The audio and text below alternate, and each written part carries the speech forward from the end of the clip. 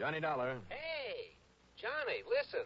This is Steve. Steve? You know, Steve Yoakum. Oh, yeah, way out there in, where is that, Steve? Kalispell, Montana. Oh, yeah.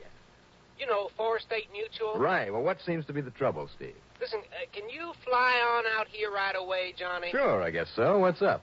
One of my clients, John Turner Whitcomb. Rich man. Got him insured for nearly $500,000. And? Well, if what it looks like has happened, the company's going to be out almost $1 million. You know, because of the double indemnity. For accidental death? Yeah. If, like I say, that is the way it's happened. I mean, if it's happened at all. Well, is he dead or isn't he? That's the trouble. I don't know. Not for sure. What do you mean? I mean, that's what you better get on out here and find out for us. All right. And if he is dead, whether it was accidental or it wasn't, but if he isn't dead, well, that we got to know about, too. But if he is... All right, Steve. I'll be out to see you. What I mean is... Oh, okay, Johnny. Right. Listen, if you can catch a plane tonight, you ought to get here sometime in the morning. I'll be waiting for you at the airport. Well, first I'd better check a schedule of... Hello? Hello? Okay, Rattlebrain, I'll be there.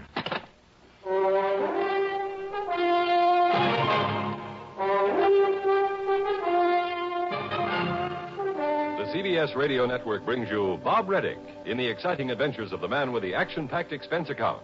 America's fabulous freelance insurance investigator. Yours truly, Johnny Dollar.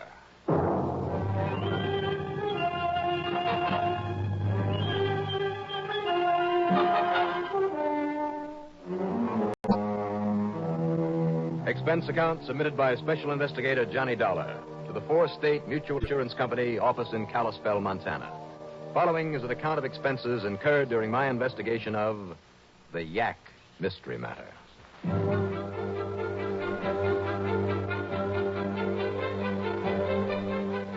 Expense account item 1, 10 cents for a morning paper. After carefully checking meteorological reports for a slant on the weather in northwestern Montana, I made sure to throw some gloves, heavy woolen socks, and a set of long-handled underwear into my luggage. Item 2, $5 for a cab to Bradley Field. Item 3, $145.50, plane fare. It was almost 9:30 a.m. by the time we set down at the small but prosperous-looking city of Kalispell. And true to his word, young Steve Yoakum was there at the airport. We piled ourselves and my luggage into a Jeep that had the side curtains up, but no heater, and then took off. Now, reaching back of you, Johnny. Swap that top coat of yours for a sheepskin you'll find back there. You're going to need it where we're going. Well, where's that, Steve? 130, 40 miles up to the Yaak. The what? Up near a town called Yaak, if you can call it a town. Just a glorified crossroads. Maybe 40, 50 people living around there. Put it on. You'll need it. Well, you're the doctor, Steve. Yeah, we're going in real snow country. You still haven't told me why. Oh, that client of ours, John Turner Whitcomb, made a lot of dough in lumber. When his wife died, he retired. So? He and his good-looking daughter, Valerie, is his only child, and her husband, Lou Larson, took off last week for a little vacation. Little hunting, maybe, out of Shorty Besson's camp.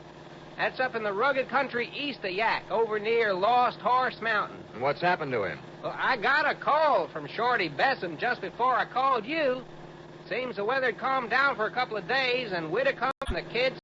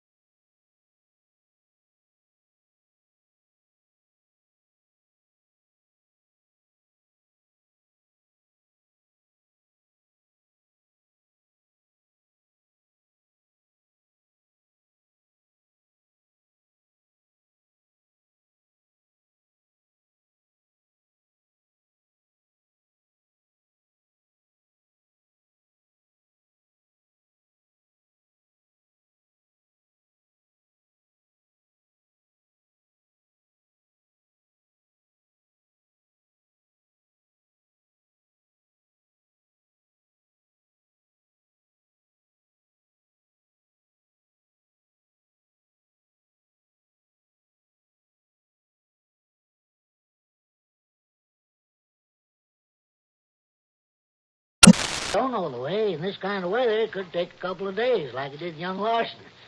Awful easy to get lost out there. Mm-hmm. But if you're thinking of going out and try and find them, Mr. Dollar, there's no point in it. Why do you say that? Well, like Kate said, they're not the first to have fell in Dead Man's Hole. But nobody's body has ever been dug out of it. Why not? It's too deep, too dangerous, too easy to start more rocks sliding down inside of it. Well, I'll take your word for it. Most anything would start a slide there. Build a fire under the snow overhang on top of that rock he was talking about, you'd start a snow avalanche. Really? Just fire a shot on some of the smaller rocks on the side, you'd start them tumbling down. Why, even a little animal walking around up there would do it. I wonder. Oh, it's happened many times, Mr. Dollar. Read up in all the books that ever been wrote about this part of the country. Well, now, Mr. Dollar, I don't know about you, but it's late and everybody else is to bed, so why don't you and me hit the sack too, huh? Nothing more we can do tonight anyhow. You go ahead. I'll be along shortly. I don't know what I was really looking for there in Lou Larson's room. And I had to be very quiet. But then